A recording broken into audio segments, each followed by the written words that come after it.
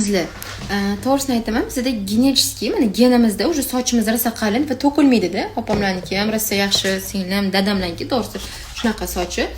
Va o'tgan kuni prямой efir qilganimda mana bunaqa ampullar ko'rsatdim-da, sochga.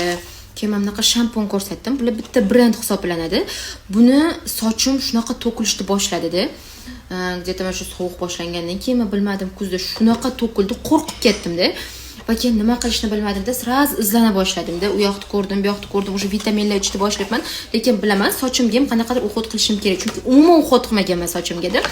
Potom keyin mana shuni bitta blogerdan ko'rdim, shunaqa zo'r sochni o'stirgan, qalinlashtirgan uchun shunaqa zakaz qilganman.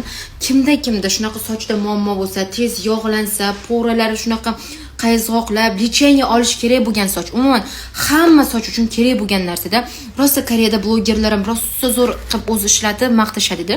Bu ampula bilan shampuni bor shunaqa.